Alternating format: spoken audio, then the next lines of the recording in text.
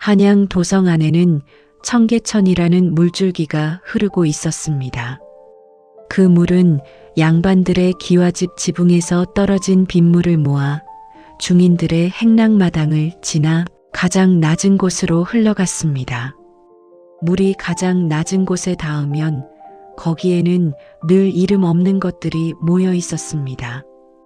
버려진 집단, 깨진 사발, 그리고 부모 없이 떠도는 아이 하나. 그 아이에게는 이름이 없었습니다. 성도, 본관도, 족보에 적힌 한 줄도 없었습니다. 사람들은 그를 부를 때 이름 대신 손짓을 했고 혹은 그냥 지나쳤습니다. 존재하되 불리지 않는 삶이었습니다. 겨울이면 처마 밑에 웅크려 잤고 여름이면 다리 밑 그늘에 얼굴을 묻었습니다. 배가 고프면 장터 뒤편에서 남은 국밥을 얻었고 그마저도 없는 날이면 냇물을 마셨습니다. 세상 어디에도 이 아이를 기다리는 지붕은 없었습니다.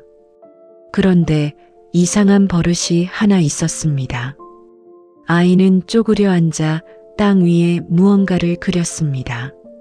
나뭇가지 끝으로 젖은 흙바닥 위에 새를 그리고 물고기를 그리고 나무를 그렸습니다.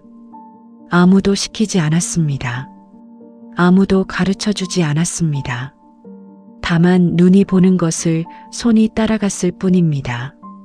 한 번은 냇가 모래 위에 잉어 한 마리를 그렸는데 지나가던 안악이 멈춰서서 진짜 물고기인 줄 알았다고 합니다. 아이는 대답 대신 손바닥으로 모래를 쓸어 그림을 지웠습니다. 그 잉어는 사라졌지만 아이의 손끝에 깃든 무언가는 사라지지 않았습니다. 동양의 옛 그림에는 기운생동이라는 말이 있습니다. 1500년 전 사역이라는 사람이 남긴 말인데 그림 속에 살아있는 기운이 흘러야 비로소 그림이라 할 수 있다는 뜻입니다. 기운은 가르쳐서 얻을 수 있는 것이 아닙니다. 형태를 베끼는 기술은 연습으로 익힐 수 있지만 한 폭의 종이 위에 생명을 불어넣는 힘은 그 사람의 존재 자체에서 나오는 것이라 했습니다. 1500년 전에 그 말을 이 아이는 알지 못했을 것입니다. 글자를 몰랐으니까요. 그러나 모래 위에 그린 잉어가 살아있는 것처럼 보였다면 이미 그 아이의 손끝에는 기운이 흐르고 있었던 것입니다. 배우지 않았으되 이미 지니고 있는 것. 그것을 우리는 천품이라 부릅니다. 수표교 부근에 이응원이라는 사내가 살고 있었습니다. 중국어 역관 출신으로 종이품 당상관 동지중 추부사까지 오른 사람이었습니다. 그는 관직보다 그림을 사랑했습니다. 추사 김정희의 제자였고 세안도의 주인공 이상적의 사위이기도 했습니다. 집안에는 원나라와 명나라 명인들의 서화가 가득 차 있었고 화가들이 모여 함께 그림을 감상하는 일이 잦았습니다. 그 집에 어느 날 밥을 얻어먹는 대가로 마당을 쓸고 남학신을 닦는 아이가 들어왔습니다. 10대 후반 경기도 광주 어딘가에서 흘러들어온 우리의 그 아이였습니다. 아이는 행랑에서 잠을 자면서 밤마다 이상한 일을 했습니다. 주인이 잠든 뒤 몰래 방문을 열고 들어가 화첩을 펼쳤습니다. 촛불 하나 없이 달빛만으로 명화들을 들여다보았습니다. 그리고 빈 종이 위에 보이는 대로 따라 그렸습니다. 아침이면 화첩이 펼쳐진 채 마루에 놓여 있었고 그 옆에 먹물 묻은 손자국이 남아 있었습니다. 이응원은 처음에 도둑을 의심했습니다. 그러나 빠진 그림은 하나도 없었습니다. 오히려 빈 종이 위에 난초가 한 송이 피어 있었습니다. 그리고 매화가 있었고 바위가 있었고 대나무가 있었습니다. 이응원은 그 그림들을 보고 숨을 멈추었다고 합니다. 장지연이라는 사람이 훗날 이 장면을 기록하면서 이렇게 썼습니다. 평생 붓자루를 쥐는 방법도 몰랐는데 하루는 호련히 붓을 잡고서 손이 가는 대로 휘두르고 뿌려대니 매화가 되고 난초가 되고 바위가 되고 대나무가 되고 산수와 영모가 되었다. 모든 그림이 자연스러워서 하늘이 이루어 놓은 듯 신운이 있었다. 아이는 혼날 줄 알고 고개를 숙였습니다. 그러나 이응언의 입에서 나온 것은 꾸짖음이 아니었습니다. 이는 신이 돕는 것이다. 그리고 이응언은 종이와 붓과 먹과 벼루를 내려주며 오직 그림에만 전념하라 했습니다. 문인화에서 붓을 처음 쥐는 순간을 지필이라 합니다. 단순히 도구를 잡는 행위가 아닙니다. 붓을 쥔다는 것은 내 안의 기운을 밖으로 내보내겠다는 선언입니다. 먹을 갈고 물을 더하고 붓 끝에 먹물을 머금게 하는 그 모든 과정이 일종의 호흡입니다. 숨을 들이쉬듯 먹을 머금고 숨을 내쉬듯 붓을 내리는 것입니다. 장승업이 처음 진짜 붓을 쥔 그 밤, 그의 호흡은 어떠했을까요? 나뭇가지로 흙을 긁던 손이 비로소 제 몸에 맞는 도구를 만난 순간이었습니다. 오래 갈증을 참던 사람이 물을 만난 것과 같았을 것입니다. 그날 이후 이 아이의 이름은 승업이 되었습니다. 업을 잇는 아이. 그 업이란 이 붓의 업이었습니다. 장승업은 누구에게도 정식으로 그림을 배운 적이 없었습니다. 도화서에 들어간 적도 스승 밑에서 수년간 사사한 적도 없었습니다. 다만 이응언의 집에 쌓인 수백 점의 명화를 밤마다 보았고 보는 것만으로 익혔습니다. 이응언의 집에는 서화를 익히는 사람들이 자주 모여 감상회를 열었는데 장승업은 그 자리에 끼지 못하고 문 밖에서 어깨 너머로 지켜보았습니다. 그러나 그 어깨 너머의 눈이 보통의 눈이 아니었습니다. 한 번 본 것은 몇 해가 지난 뒤에도 정확히 기억했고 보지 않고 그려도 가는 털 하나 틀리지 않았다고 합니다. 다만 한 사람의 영향은 있었습니다. 해산 유숙이라는 화가였습니다. 도화서 화원으로 이한철, 백은배와 함께 19세기를 대표하던 사람이었습니다. 장승업은 유숙의 작업을 곁에서 보며 붓의 운용법을 체득했습니다. 그러나 유숙에게서 배운 것은 기법이 아니라 태도였을 것입니다. 붓을 대하는 자세, 종이 앞에 앉을 때의 호흡, 먹을 가는 속도, 기술은 눈으로 훔칠 수 있지만 태도는 곁에 있어야 스며드는 것이니까요. 더 놀라운 것은 그가 원본을 그대로 베끼지 않았다는 점입니다. 원나라 왕몽의 산수화를 본떠 그린 초기작이 남아있는데 원작이 여백 없이 빽빽하게 채워진 것과 달리 장승업의 그림에는 넓은 여백이 숨을 쉬고 있었습니다. 명나라 대가의 소나무가 오른쪽으로 기울면 장승업의 소나무는 왼쪽으로 기울었습니다. 청나라 화가의 매가 날개를 접으면 장승업의 매는 날개를 활짝 펼쳤습니다. 그 빗나감은 실수가 아니었습니다. 그것은 본능이었고 자존이었고 이미 그의 안에 자리 잡은 독창성의 씨앗이었습니다. 이응언은 그 차이를 결함이 아니라 천품이라 보았습니다. 문인화의 세계에서는 이것을 사이라 부릅니다. 형태를 베끼는 것이 사형이라면 뜻을 옮기는 것이 사의입니다. 눈에 보이는 대로 그리는 것이 아니라 마음에 느끼는 대로 그리는 것입니다. 대나무를 그릴 때 대나무의 입술을 세어 정확히 재현하는 것은 기술입니다. 그러나 대나무가 바람에 흔들릴 때 느끼는 기계, 그 꺾이지 않는 힘을 한 번의 붓질에 담는 것이 사의입니다. 장승업은 글자를 몰랐습니다. 사의라는 단어도 사역의 유법도 알지 못했을 것입니다. 그러나 그의 붓은 이미 사의를 실천하고 있었습니다. 이론보다 먼저 몸이 아는 경우가 있습니다. 장승업이 바로 그런 사람이었습니다. 이응원만이 아니었습니다. 한성판윤 변원규와 역관 오경련도 장승업을 후원했습니다. 특히 오경련의 큰형은 개화파의 비조로 알려진 오경석으로 당대 최고의 중국 고서와 수장가였습니다. 장승업은 이 집안을 드나들며 중국 회화의 깊은 바다를 항해했습니다.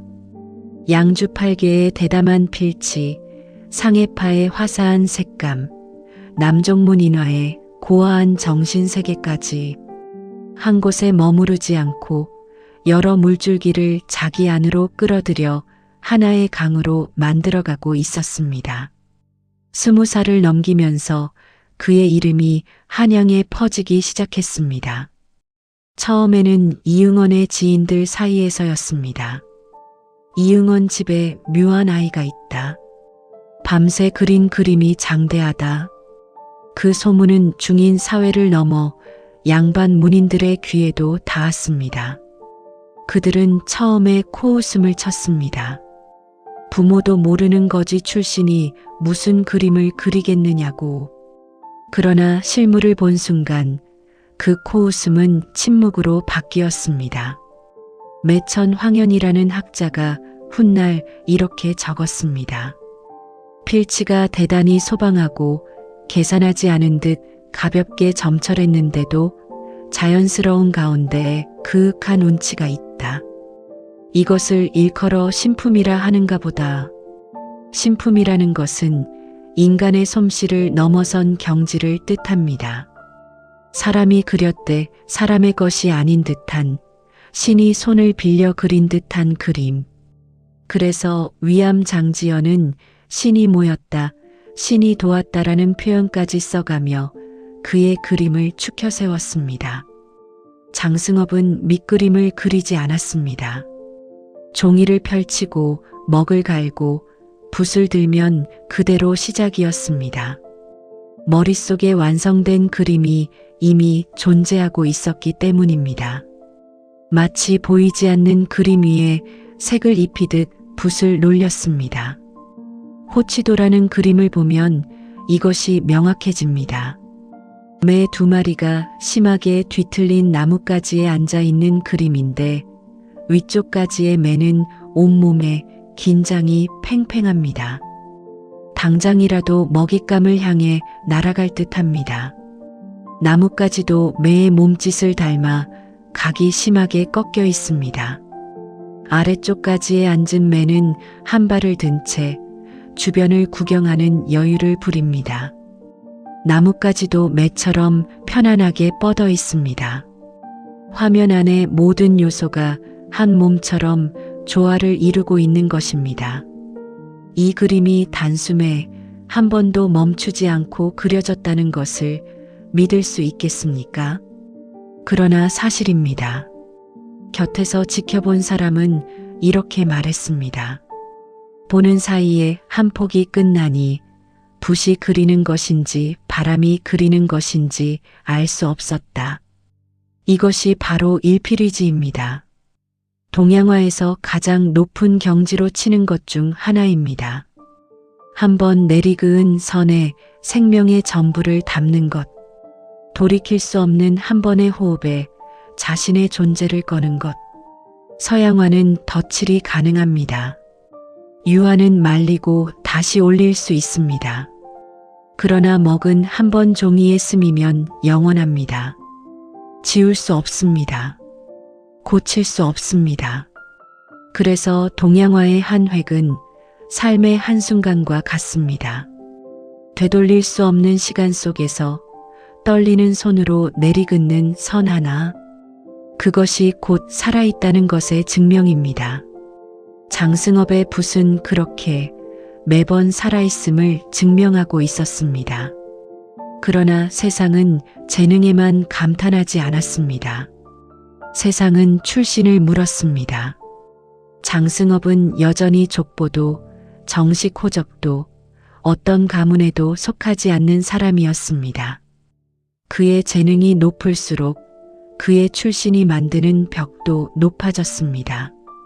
그에게 그림을 의뢰하는 사람들은 전부 부유한 유학자이거나 고관들이었습니다. 그들 앞에서 그는 화가이기 이전에 미천한 신분의 사내였습니다. 한 손으로는 은자를 내밀고 다른 손으로는 고개를 숙이라 했습니다. 그 수모는 말이 되지 못하고 술이 되었습니다. 장승업의 음주가 본격적으로 시작된 것은 이 무렵입니다. 앉은 자리에서 두어 말은 거뜬히 마셨고 대취하지 않으면 잔을 놓지 않았습니다. 한번 취하면 한 달이 되도록 깰 줄을 몰랐다는 기록도 있습니다. 그림값으로 받은 돈은 모두 술집에 맡겨두고 매일 가서 마셨는데 얼마나 마셨는지 계산도 하지 않았다고 합니다. 같은 시대의 문인 화가 이정직은 이렇게 말했습니다. 오원은 반드시 미인을 옆에 두고 술을 따르게 해야 득이작이 나왔다. 술은 수치를 잊게 했고 수치를 잊으면 붓이 더 자유로워졌습니다. 취웅이 도도해진 뒤에 붓을 잡으면 온갖 사물이 마술처럼 눈앞에 펼쳐졌다고 합니다. 여기서 잠시 멈추어 생각해 봅니다. 장승업에게 술이란 무엇이었을까요? 단순한 기호가 아니었습니다. 예술이 자신의 존재를 세상에 드러내는 수단이라면 술은 그 반대로 자신을 잊게 만드는 수단이었습니다. 한쪽에서는 나는 여기 있다고 외치고 다른 한쪽에서는 나를 지워라고 부르짖는 것. 이 두 상반된 힘이 한 몸 안에서 충돌하고 있었습니다. 존재하고 싶은 열망과 사라지고 싶은 고통이 동시에 그의 붓을 밀고 당겼습니다. 어쩌면 그 충돌 자체가 그의 그림에 범인이 닿을 수 없는 기운을 불어넣었는지도 모릅니다. 결혼을 했다는 기록도 있습니다. 그러나 장승업은 첫날 밤 이후 단 한 번도 집에 돌아가지 않았다고 합니다. 가정이라는 울타리도 그를 붙잡지 못했습니다. 그에게는 어디에도 구속되는 것을 견디지 못하는 바람 같은 성정이 있었습니다. 사랑하지 않아서가 아니었을 것입니다. 머물면 갇히고 갇히면 죽는다는 것을 본능으로 아는 사람이었을 것입니다. 그러던 어느 날 그의 명성이 마침내 궁궐에 닿았습니다. 40대에 이른 장승업은 이미 팔도에 이름이 떨치고 있었습니다. 고종이 장승업을 불러들이라 명했습니다. 궁중에 조용한 방을 마련해주고 병풍 10수첩을 그리도록 했습니다. 그리고 술을 많이 주지 말라고 단단히 일렀습니다. 하루에 두서너 번, 두세 잔만 주었습니다. 열흘이 지나자 장승업은 견딜 수가 없었습니다. 그림 물감과 도구를 구하러 나간다고 문지기를 속이고 밤을 틈타 도망쳤습니다. 임금이 잡아오라 명했습니다. 잡혀왔습니다. 이번에는 더 엄중하게 경계를 세웠습니다. 그러나 장승업은 자신의 두건과 도포를 벗어버리고 금졸의 각과 의복을 훔쳐 입고 다시 도망쳤습니다. 세 번째, 고종이 크게 노하여 포도청에 명을 내려가두라 했습니다. 이때 충정공 민영환이 아뢰었습니다. 신이 장승업을 잘 아니 제 집에 가두고 그림을 완성하게 하겠습니다. 임금이 허락했습니다. 민영환은 장승업을 데려와 별실에 가두고 의관을 벗겨 숨기고 매일 술과 음식을 풍성하게 대접하되 지나치게 취하지 않도록 했습니다. 처음에는 감사해하며 고요히 앉아 그림에 전념하는 듯 했습니다. 그러나 얼마 지나지 않아 민영환이 궁궐에 들어가고 하인이 잠시 감시를 소홀히 한 틈을 탔습니다. 장승업은 상갓집을 지나다 상복과 박립을 훔쳐 입고 술집으로 달아나 숨어버렸습니다. 다시 잡혀와서 더 깊은 곳에 가두어졌지만 또다시 도망쳤습니다. 끝내 그림을 완성하지 못한 채 왜 도망쳤을까요? 궁궐은 조선에서 가장 높은 곳이었습니다. 거지 출신이 그 높은 곳에 올라간 것입니다. 벼슬까지 내려졌습니다. 정육품 감찰이라는 관직을, 대령화원이라는 직함을, 세상 사람이라면 누구나 감격할 일이었습니다. 그러나 장승업에게 궁궐은 세장이었습니다. 왕이 원하는 그림, 궁이 필요로 하는 그림, 외교에 쓰이는 그림만 그려야 했습니다. 그의 붓은 누군가의 명령 아래 놓이게 되는 것이었습니다. 장승업은 본능적으로 알고 있었습니다. 세장에 갇힌 매는 야생성을 잃는다는 것을, 작가가 매너리즘에 빠지는 순간 작가의 생명이 끝난다는 것을. 그래서 3번을 도망쳤습니다. 목숨을 걸고. 이 지점에서 하나의 선언이 나옵니다. 조선 화단에 3원이 있었습니다. 단원 김홍도, 해원 신윤복, 모두 원이라는 글자를 쓰는 위대한 화가들이었습니다. 김홍도에게는 강세왕이라는 당대 최고의 스승이 있었고, 신윤복에게는 궁중화원 신한평이라는 아버지가 있었습니다. 배경이 있었고 울타리가 있었고 이름 앞에 붙는 수식이 있었습니다. 장승업에게는 아무것도 없었습니다. 그런데 이 사내가 스스로 이렇게 말했습니다. 오원, 나도 원이다. 나도 하나의 정원이라는 뜻입니다. 혹자는 이렇게 해석합니다. 너희만 원이냐? 나도 원이다. 이 짧은 2 글자 속에 그의 전부가 들어 있었습니다. 겸손과 오만이 동시에 흐릅니다. 겸손 왜냐하면 나도라는 말에는 선대의 거장을 인정하는 뜻이 담겨 있으니까요. 오만 왜냐하면 거지 출신의 사내가 조선 최고의 화가들과 어깨를 나란히 하겠다고 선언한 것이니까요. 그러나 그 오만에는 근거가 있었습니다. 그는 늘 자신의 그림에는 신운이 생동한다고 떠들었다 합니다. 허풍이 아니었습니다. 그의 산수화와 인물화를 본 위창 오세창은 더욱 보배로 여길만하다고 극찬했고, 매천 황현은 웬만한 유력자가 아니면 소장할 수 없다며 한탄했습니다. 문인화에서 호란 단순한 별명이 아닙니다. 호는 그 사람의 예술 세계를 한마디로 요약하는 선언입니다. 단원이 단목 정원이라면 김홍도는 박달나무처럼 단단하고 향기로운 세계를 지향한 것입니다. 해원이 해초 정원이라면 신윤복은 난초처럼 은은하고 고운 세계를 꿈꾼 것입니다. 그렇다면 오원은 무엇입니까? 나의 정원. 누가 만들어준 것이 아닌 스스로 일군 정원. 박달나무도 아니고 난초도 아닌 나라는 존재 그 자체가 정원이라는 선언. 이것은 조선 500년의 신분 질서에 대한 한 사내의 조용하되 격렬한 반란이었습니다. 궁궐을 도망친 뒤 장승업은 다시 떠돌았습니다. 한양의 주막에서, 남도의 사찰에서, 이름 모를 마을의 행랑채에서 술과 종이를 주면 그렸고 다 그리면 떠났습니다.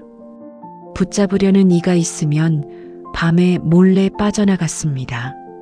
머물면 다시 갇힐까 두려웠는지도 모릅니다. 금빛 세장을 한번 본 사람에게는 어떤 지붕도 세장으로 보였을 것입니다. 그는 돈도 명예도 가정도 자신을 주저앉히지 못하게 했습니다. 술만 있다면 장소와 사람을 가리지 않고 그림을 그려주었습니다. 종이와 먹만 있으면 그만이었습니다. 그래서 그의 그림에는 수많은 종류의 낙관이 찍혀 있습니다. 술에 취해 낙관을 잃어버리기 일쑤였고 낙관 없이 이름만 써준 것도 수없이 많았습니다. 그러나 여기서 우리는 한 가지를 오해하지 말아야 합니다. 장승업의 삶을 자유로운 예술론이라는 아름다운 말로만 포장해서는 안 됩니다. 그의 자유는 갓난신고 그 자체였습니다.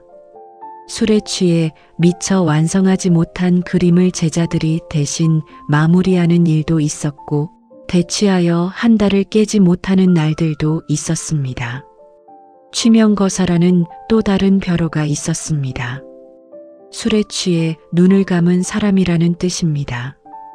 그 이름 속에는 아름다움이 아니라 고통이 들어 있었습니다. 1897년 혹은 그 즈음이었습니다. 장승업은 사라졌습니다. 죽었다가 아니라 사라졌다가 맞는 표현입니다. 그의 죽음에 대한 공식 기록은 없습니다. 어떤 이는 한양 근처에서 객사했다 하고 어떤 이는 어느 가마 곁에서 마지막을 맞았다 합니다. 그의 출생이 안개 속이었듯 그의 죽음도 안개 속입니다. 이름 없이 왔다가 이름 없이 사라진 것처럼 보입니다. 그러나 사라진 것이 아닙니다. 그가 남긴 것은 지금도 살아 있습니다. 호치도의 매 2마리는 130년이 지난 지금도 뒤틀린 나뭇가지 위에서 하늘을 노려보고 있습니다. 홍백매 열폭 병풍의 매화는 녹묵과 단묵으로 폭발하듯 피어 있습니다. 주거냥개의 닭은 상해파의 화사한 색감으로 대나무 사이를 거닙니다. 풍진삼엽도의 두 혁객은 세 번째는 아직 도착하지 않았다며 장승업이 웃었습니다. 여전히 비단 위에 서 있습니다. 장승업이 남긴 진작으로 확인된 그림만 140여 점. 조선의 어느 화가보다도 많은 수입니다. 그리고 그 한 점 한 점에 그의 숨결이, 그의 기운이, 그의 생동이 살아있습니다.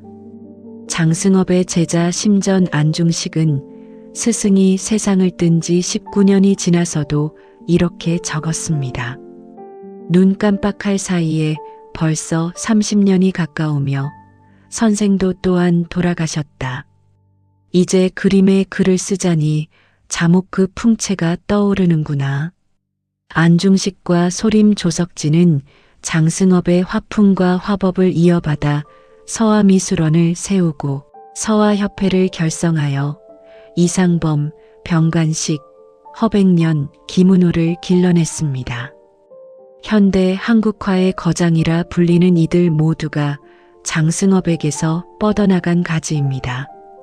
미술사가들은 말합니다. 장승업이 없었다면 조선의 회화 전통은 근대로 이어지지 못했을 것이라고.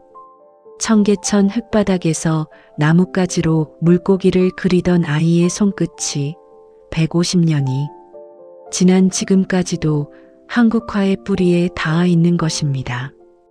동양화에서는 전이모사라는 말을 합니다. 옛것을 베끼고 옮긴다는 뜻인데 단순한 복사가 아닙니다. 선인의 기운을 받아 다음 세대로 전하는 것입니다. 장승업이 이응원의 집에서 밤마다 명화를 보았던 것이 전이모사였고 안중식이 육교화방에서 스승의 붓질을 지켜본 것이 전이모사였고 오늘 우리가 장승업의 매를 보며 가슴이 뛰는 것도 전이모사입니다. 기운은 사라지지 않습니다. 형태는 바래도 종이는 낡아도 그 안에 담긴 생명력은 시간을 건너뜁니다. 그것이 바로 기운생동입니다. 장승업이 우리에게 말하는 것은 무엇일까요? 재능의 이야기가 아닙니다. 재능은 씨앗일 뿐입니다. 그 씨앗이 콘크리트를 뚫고 올라오려면 무엇이 필요합니까? 장승업에게 그것은 포기하지 않는 손이었습니다. 배고프면 그렸고, 무시당하면 그렸고, 쫓겨나면 그렸고, 취하면 그렸습니다. 그에게 그림은 생계이기 이전에 존재의 증명이었습니다. 나는 여기 있다. 이 선 하나가 내가 살아있다는 증거다. 매일 아침 종이를 펼치는 것은 매일 아침 세상을 향해 나도 원이다라고 외치는 것이었습니다. 오원 나도 하나의 정원이다. 이 말을 하기까지 장승업은 굶주림과 멸시와 방랑의 계절을 모두 지나야 했습니다. 정원은 하루아침에 만들어지지 않습니다. 흙을 파고 씨를 뿌리고 비를 맞고 겨울을 견뎌야 합니다. 장승업의 정원은 양반의 호화로운 후원이 아니었습니다. 바위 틈에 핀 풀꽃 같은 정원이었습니다. 볼품없지만 뿌리가 깊고 작지만 향기가 진했습니다. 그리고 그 향기는 100년, 200년이 지나도 사라지지 않았습니다. 지금 이 순간에도 장승업의 매는 하늘을 노려보고 있고, 장승업의 매화는 피어 있고, 장승업의 잉어는 어딘가에서 아직 헤엄치고 있습니다. 오늘 밤 어딘가에서 누군가는 여전히 조건을 기다리고 있을 것입니다. 자격이 없다고 느끼고 있을 것입니다. 배경도 없고 학벌도 없고 아무도 알아주지 않는다고 주저하고 있을 것입니다. 그런 밤에 150년 전 청계천 흙바닥의 아이를 떠올려 보십시오. 그 아이에게는 아무것도 없었습니다. 족보도 스승도 지붕도 없었습니다. 그러나 그에게는 손이 있었습니다. 볼 수 있는 눈이 있었습니다. 그리고 그릴 수 있는 땅이 있었습니다. 그것으로 충분했습니다. 나도 원이다. 나도 하나의 정원이다. 당신도 원입니다. 지금 이 순간 당신이 무엇을 그리든 어디에서 그리든 누가 알아주든 알아주지 않든 손을 멈추지 않는 한 당신의 정원은 자라고 있습니다. 그것이 150년 전 그 사내가 우리에게 남긴 단 하나의 말입니다. 나도 원이다. 당신도 원입니다. 멈추지 마십시오. 흩날리는 마음을 보라였습니다. 구독과 좋아요는 영상을 만드는 큰 힘이 됩니다. 시청해 주셔서 감사합니다.